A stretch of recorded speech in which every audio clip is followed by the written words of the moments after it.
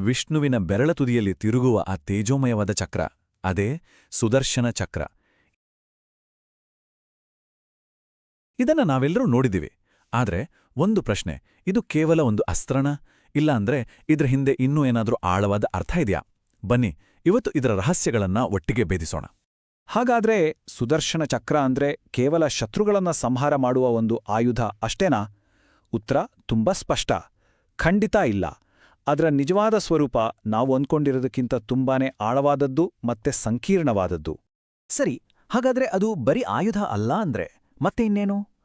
ನೋಡಿ, ಸುದರ್ಶನ ಚಕ್ರ ಅನ್ನೋದು ಕೇವಲ ಒಂದು ಯುದ್ಧದ ಸಾಧನವಾಡಿ ಉಳಿದಿಲ್ಲ. ಇದು ಸ್ವತಃ ಕಾಲಚಕ್ರವನ್ನೇ ಪ್ರತಿನಿಧಿಸುತ್ತೆ ಅಂತ ಹೇಳ್ತಾರೆ. ಧರ್ಮವನ್ನ ಸ್ಥಾಪನೆ ಮಾಡುವ ಒಂದು ಮಹಾನ್ ಸಂಕೇತ. ಅಷ್ಟೇ ಅಲ್ಲ, ಇಡೀ ಬ್ರಹ್ಮಾಂಡದ ನಿಯಮಗಳನ್ನ ಪಾಲಿಸುವ ಒಂದು ದೈವಿಕ ಶಕ್ತಿ ಇದು. ಅದರ ಹೆಸರಲ್ಲೇ ಒಂದು ಅದ್ಭುತವಾದ ಅರ್ಥ ಅಡಗಿದೆ ಗೊತ್ತಾ? ಸು ಅಂದ್ರೆ ಮಂಗಳಕರ ಅಥವಾ ಒಳ್ಳೆದು, ದರ್ಶನ ಅಂದ್ರೆ ನೋಟ. ಇವೆರಗನೂ ಸೇರಿಸಿದಾಗ ಸುದರ್ಶನ ಅಂದ್ರೆ ಯಾರ ದರ್ಶನ ಮಾತ್ರದಿಂದಲೇ ಮಂಗಳ ಉಂಟಾಗುತ್ತೋ, ಅಧರ್ಮ ನಾಶವಾಗುತ್ತೋ ಅದು ಅಂದ್ರೆ ಅದನ್ನ ನೋಡೋದೇ ಒಂದು ಭರವಸೆ ಕೊಟ್ಟ ಹಾಗೆ. ಓಕೆ, ಇಷ್ಟೆಲ್ಲ ಶಕ್ತಿ ಇರುವ ಈ ಚಕ್ರದ ಹುಟ್ಟು ಹೇಗಾಯಿತು ಅನ್ನೋದು ಒಂದು ದೊಡ್ಡ ಪ್ರಶ್ನೆ ಅಲ್ವಾ?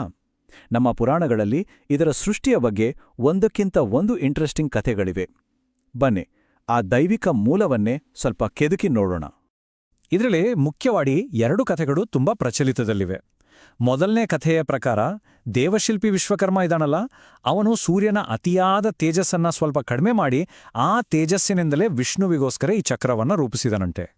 ಇನ್ನೊಂದು ಕಥೆ ಏನಪ್ಪಾ ಅಂದ್ರೆ, ವಿಷ್ಣುವು ಸಾವಿರಾರು ವರ್ಷಗಳ ಕಾಲ ಶಿವನನ್ನ ಕುರಿತು ತಪಸ್ಸು ಮಾಡಿ ಅಸುರರನ್ನ ಸಂಹಾರ ಮಾಡೋಕೆ ಈ ಮಹಾಚಕ್ರವನ್ನ ವರವಾಗಿ ಪಡೆದ ಅಂಟ.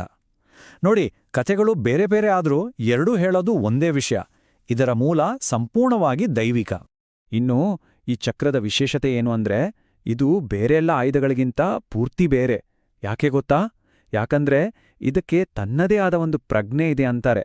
ಇದರ ಕೆಲಸ ಮಾಡೋ ರೀತಿ, ಅದರ ಕಾರ್ಯವೈಖರಿ ಇದೆಯಲ್ಲ, ಅದು ನಿಜಕ್ಕೂ ಅಸಾಧಾರಣ. ಇದರ ಗುಣಗಳನ್ನ ಕೇಳಿದ್ರೆ ನಿಜಕ್ಕೂ ಆಶ್ಚರ್ಯ ಆಗುತ್ತೆ. ಮೊದಲನೇದಾಗಿ, ಇದು ತನ್ನ ಗುರಿಯನ್ನ ಮುಗಿಸಿ ಮತ್ತೆ ಯಾರು ಪ್ರಯೋಗ ಮಾಡಿರ್ತಾರೋ ಅವರ ಕೈಗೆ ವಾಪಸ್ ಬರುತ್ತೆ.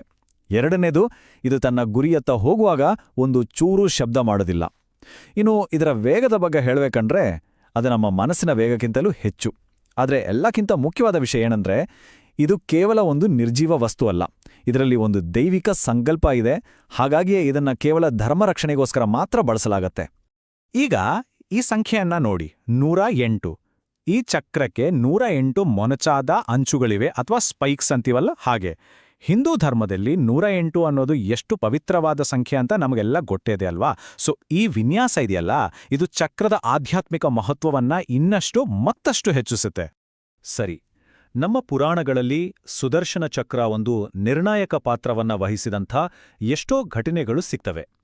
ಆದರೆ ಅವುಗಳಲ್ಲಿ ಅದರ ಶಕ್ತಿ ಮತ್ತು ಉದ್ದೇಶವನ್ನ ತುಂಬಾ ಸ್ಪಷ್ಟವಾಗಿ ತೋರಿಸುವಂಥ 3 ಪ್ರಮುಖ ಕ್ಷಣಗಳನ್ನ ಈಗ ನೋಡೋಣ. ಮೊದಲನೇದು ಗಜೇಂದ್ರ ಮೋಕ್ಷದ ಕಥೆ. ಮೊಸಳೆಯ ಬಾಯಿಗೆ ಸಿಕ್ಕಿ ನರಳುತ್ತಿದ್ದ ತನ್ನ ಪರಮಭಕ್ತ ಗಜೇಂದ್ರನನ್ನು ರಕ್ಷಿಸೋಕೆ ವಿಷ್ಣು ಈ ಚಕ್ರವನ್ನೇ ಕಳಿಸ್ಕೊಡುತ್ತಾನೆ.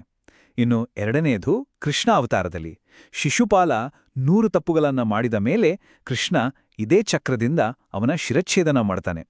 ಇನ್ನು ಮೂರನೇದು ಮಹಾಭಾರತದ ಕುರುಕ್ಷೇತ್ರ ಯುದ್ಧದಲ್ಲಿ ಅರ್ಜುನನ ಪ್ರತಿಜ್ಞೆಯನ್ನ ಉಳಿಸೋಕೆ ಕೃಷ್ಣ ಇದೇ ಚಕ್ರದಿಂದ ಸೂರ್ಯನನ್ನೇ ಮರೆಮಾಚಿ ಜಯದ್ರಥನ ವಧೆಗೆ ಕಾರಣನಾಗ್ತಾನೆ.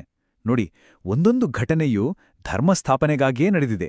ಇಲ್ಲಿವರೆಗೂ ನಾವು ಚಕ್ರದ ಬಾಹ್ಯ ಶಕ್ತಿಯ ಬಗ್ಗೆ, ಅದರ ಪರಾಕ್ರಮದ ಬಗ್ಗೆ ಮಾತಾಡಿದ್ವಿ. ಆದರೆ ಸುದರ್ಶನ ಚಕ್ರದ ನಿಜವಾದ ಮಹತ್ವ ಇರೋದು ಅದರ ಫಿಸಿಕಲ್ ಪವರ್ನಲ್ಲಿ ಅಲ್ಲ, ಬದಲಾಗಿ ಅದರ ಆಧ್ಯಾತ್ಮಿಕ ಸಂಕೇತದಲ್ಲಿ. ಹೊರಗಡೆ ಕಾಣುವ ಈ ಆಯುಧ ನಮ್ಮೊಳಗಿನ ಅಸ್ತ್ರವಾಗಿ ಹೇಗೆ ಬದಲಾಗುತ್ತೆ ಅನ್ನೋದನ್ನ ಈಗ ಅರ್ಥ ಮಾಡ್ಕೊಳ್ಳೋಣ. ಹೌದು, ಆಧ್ಯಾತ್ಮಿಕ ದೃಷ್ಟಿಯಿಂದ ನೋಡಿದಾಗ ಸುದರ್ಶನ ಚಕ್ರ ನಮ್ಮ ಹೊರಗಿನ ಶತ್ರುಗಳನ್ನಲ್ಲ, ಬದಲಾಗಿ ನಮ್ಮೊಳಗೆ ಇರುವ ಶತ್ರುಗಳನ್ನ ನಾಶ ಮಾಡುವ ಒಂದು ಪ್ರಬಲ ಸಂಕೇತ. ನಮ್ಮೊಳಗಿನ ಶತ್ರುಗಳಂದ್ರೆ ಯಾರು? ನಮ್ಮ ಅಹಂಕಾರ, ನಮ್ಮ ಅಜ್ಞಾನ, ಕೆಟ್ಟ ಆಲೋಚನೆಗಳು. ಇವೆಲ್ಲವನ್ನೂ ಕತ್ತರಿಸಿ ಹಾಕುವ ಜ್ಞಾನದ ಖಡ್ಗವೇ ಈ ಚಕ್ರ. ಒಂದು ರೀತಿ ನಮ್ಮ ಆತ್ಮವನ್ನ ಶುದ್ಧೀಕರಿಸುವ ಒಂದು ಆಂತರಿಕ ಅಸ್ತ್ರ ಇದು. ಇವತ್ತಿಗೂ ಕೂಡ ಸುದರ್ಶನ ಚಕ್ರ ಅನ್ನೋದು ಕೇವಲ ಪುರಾಣದ ಒಂದು ಕಥೆಯಾಗಿ ಉಳಿದಿಲ್ಲ. ಎಷ್ಟೋ ಭಕ್ತರು ಸುದರ್ಶನ ಕವಚ ಅಂತ ಒಂದು ಸ್ತೋತ್ರವನ್ನ ಪಠಿಸ್ತಾರೆ. ಯಾಕೆ ಅಂದ್ರೆ ಇದು ಎಲ್ಲಾ ರೀತಿಯ ನಕಾರಾತ್ಮಕ ಶಕ್ತಿಗಳಿಂದ ರಕ್ಷಣೆ ನೀಡುವ ಒಂದು ಆಧ್ಯಾತ್ಮಿಕ ಗುರಾಣಿ ಅನ್ನೋದು ಬಲವಾದ ನಂಬಿಕೆ. ಹಾಗಾದ್ರೆ ಎಲ್ಲದರ ಕೊನೆಯಲ್ಲಿ ಒಂದು ಪ್ರಶ್ನೆ ಮೂಡುತ್ತೆ. ಸುದರ್ಶನ ಚಕ್ರ ಅನ್ನೋದು ಅಜ್ಞಾನವನ್ನ, ಅಹಂಕಾರವನ್ನ ಕತ್ತರಿಸಿ ಹಾಕುವ ಸಂಕೇತವೇ ಆಗಿದ್ರೆ, ಇವತ್ತಿನ ನಮ್ಮ ಜೀವನದಲ್ಲಿ ನಮ್ಮೊಳಗೆ ಬೇರೂರಿರುವ ಯಾವ ಅಜ್ಞಾನವನ್ನ ಕತ್ತರಿಸ್ಕೊಳ್ಳೋಕೆ ಈ ದೈವಿಕ ಸಂಕೇತ ನಮ್ಗೆ ಸ್ಫೂರ್ತಿ ನೀಡಬಹುದು? ಇದೊಂದು ಯೋಚಿಸಬೇಕಾದ ವಿಷಯ ಅಲ್ವಾ?